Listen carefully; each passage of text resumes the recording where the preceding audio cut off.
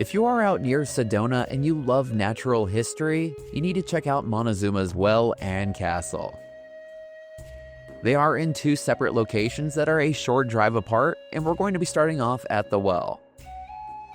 While you need a ticket or the America the Beautiful pass to get into the castle, the well is free to visit. On the other hand, the castle is much more ADA friendly and the well has lots of hills and stairs.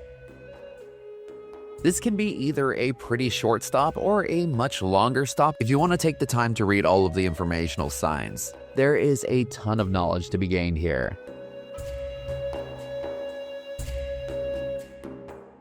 After a short cardio workout, the hill should level off and you should start to see the well. One funny fact about the well is that it's not actually a well at all. It's a collapsed limestone cavern that's filled by a natural spring. And as we make our way down into the sinkhole, here are a couple more interesting facts about the spring. This is quite an ambitious spring, and it releases about 1.5 million gallons of water every single day. This water doesn't just appear magically. It can take 10,000 years or more for it just to reach the surface. If you are visiting and you don't mind going down some slightly uneven stairs, you definitely need to check out the Swallet Ruin. Not only is it cool to see, but you'll get closer to that pristine water.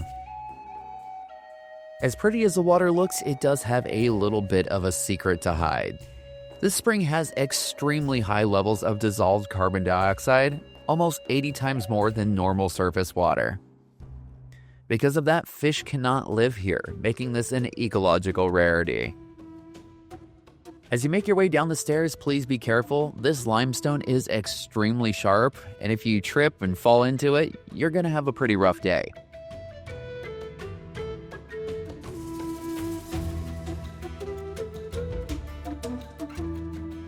It's important to stay on the trail down here because there are snakes, and there are also 4 other species, some of which can be found nowhere else on Earth. These include the Montezuma Well spring snail, a water scorpion species, a special amphipod, and a unique diatom. And as another side fact, this is known as one of the most isolated ecosystems in North America.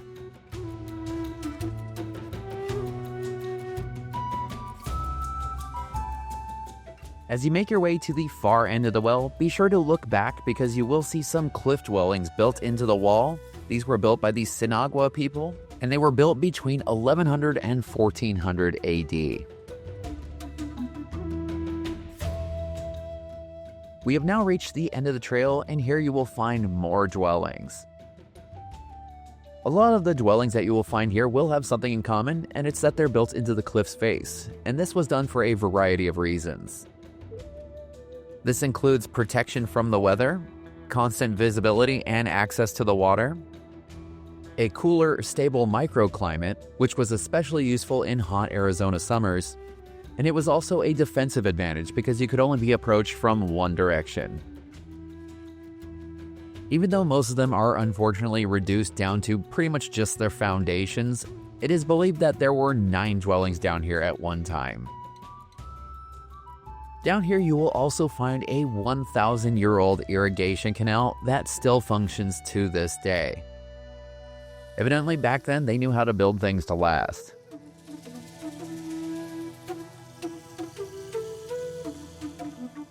There's still quite a bit to see here, so before we knew it, we were heading back up those rocky stairs.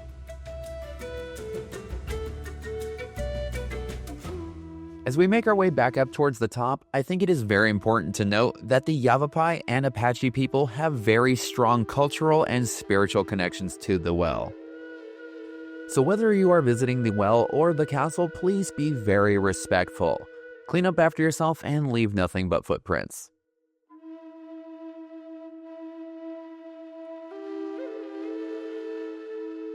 Even though the sinkhole is only 55 feet deep, these stairs felt like quite a workout for some reason. It could have been that we have been hiking for the previous 5 days in Sedona. As you get back up to the top, you can go left and go around the edge of the well. This will give you more picturesque views of the collapse, which reaches 365 feet across. As I mentioned before, there are tons of signs here with information, including little markers on some of the plants that say what people used them for in the past. It was pretty cool to see how resourceful people were when you couldn't just hop over to the store.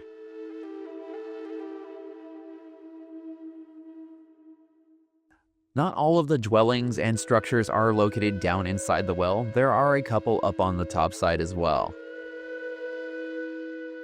Also, there is one of the spots that we really enjoyed on our visit, and it is just a short walk away from the well. The downside is it does require a couple more stairs to go see it, but it will take you to a spot where you can see that irrigation ditch that was dug all those years ago. And on top of seeing the canal, this area is peaceful and gorgeous. This trail is very short, and it not only traces along the canal, but 𝐷𝐿𝐵𝐵𝐵𝐵 Creek as well.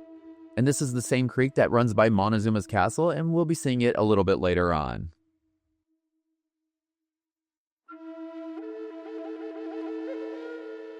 You will probably only be spending about 10 to 15 minutes down here.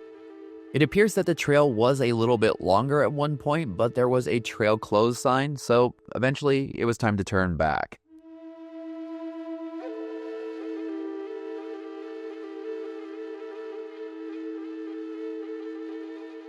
If you enjoy visiting natural history spots like this, you should also check out the video where we rented the Razor from Sedona ATV Rentals and visited the 𝐊𝐿𝐿𝐿𝐿 Heritage Site.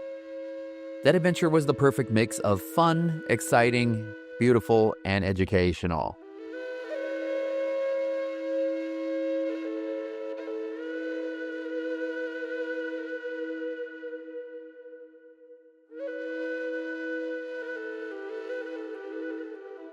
Once you get back up to the top of the stairs, you'll be making a left, and you'll be happy to know that there are no more stairs between you and your car. There are a couple more stops with informational signs, but that's pretty much all there is to see.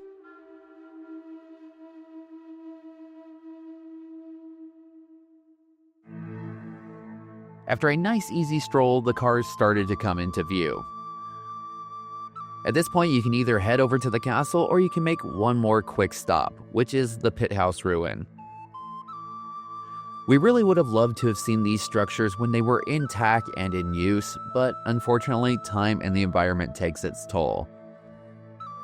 Pretty much all that remains of the pit house ruin is holes where the support beams were and the outline of the building, but at least they have this rendering of it. From here, we drove a little bit more than 10.5 miles over to Montezuma Castle National Monument. Both of these spots are open daily from 8 a.m. to 5 p.m. There are a couple of exceptions, such as being closed on Christmas Day, and sometimes they have modified hours on holidays, so you may want to check ahead if you're going during one of those. Montezuma Castle does have a nice little picnic area if you're looking for a spot to stop for lunch in between the two locations. And it also has a very impressive visitor center. Please note that if you are buying a ticket to get in, that they only accept debit or credit, and they don't take cash. We had our America the Beautiful pass, so all you have to do is show it to the guy at the counter and they let you right in. Inside the visitor center, you'll find a photo op where you can take your picture with the castle, obviously a fancy gift shop, and a ton of exhibits and information. A lot of these include weapons, tools, and pottery that was actually used here. Because there is so much to see here, we highly recommend getting there quite a while before closing because you don't want to get rushed through it. And as a bonus, if you've ever wanted to try weaving, you can do that here too. After spending some time at the exhibits, it was time to head out and see the star of the show, which is Montezuma Castle. Much like the well, there are interesting facts about the castle as well. The first one is, it has nothing to do with Montezuma. Early European American settlers thought that this castle was built by the Aztecs. when in reality it was built by the Sinagua people long before Montezuma was even born. If you really want to get the most bang for your buck on your visit, see if you can sit in on a ranger talk. They have an absolute ton of information. You will learn things like the castle is 5 stories tall, it has 20 rooms, and it is built 100 feet up on a limestone cliff. It is constructed out of local limestone blocks, mud mortar, wood beams from sycamore and juniper trees, and the ceilings are made out of reeds and brush. Unfortunately, now the castle can only be viewed from afar, but until 1951, visitors could actually go inside. Unfortunately, they eventually had to stop that practice, both for the safety of the castle and the visitors, because it's kind of sketchy getting up there. The good thing is that this castle is protected and it's going to be enjoyed for a long time to come. Teddy Roosevelt declared it a national monument in 1906, and it was one of the first 4 national monuments in the nation. If you're into landscape photography or you just don't like having the same picture as everyone else, be sure to look around. There are multiple angles where the castle looks really cool.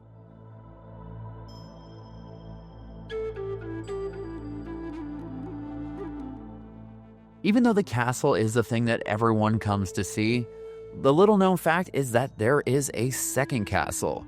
Sadly, it collapsed before the 1900s and it is now mostly ruins. But this one was way bigger. It had over 45 rooms and housed between 200 and 250 people. You do have to look kind of hard to see the remnants of it on the wall, which is too bad because I bet that structure looked really cool.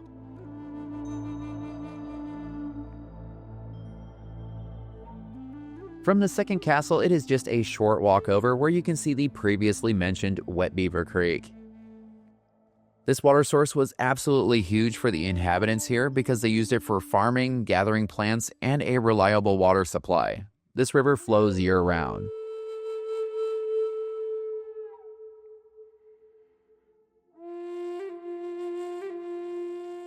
There is one more thing that I highly recommend checking out if you are visiting Montezuma Castle. And I think that this is something a lot of people skip. It's in this little booth right here.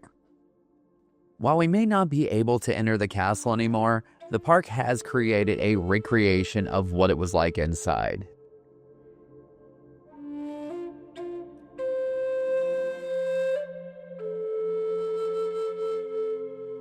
There is one more benefit to visiting Montezuma Castle that I haven't mentioned before.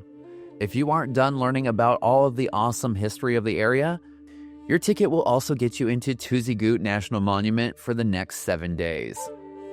We would have loved to have gone there, but unfortunately, we had to get back home. Well, that's going to do it for this video. If you enjoyed it, please be sure to like, comment, and subscribe. Maybe even hit that hype button. And for all the information about Montezuma Castle and well, and maybe even some Sedona adventures, head on over to 𝐿𝑖𝑣𝑒𝑇HADADVENTURE.com.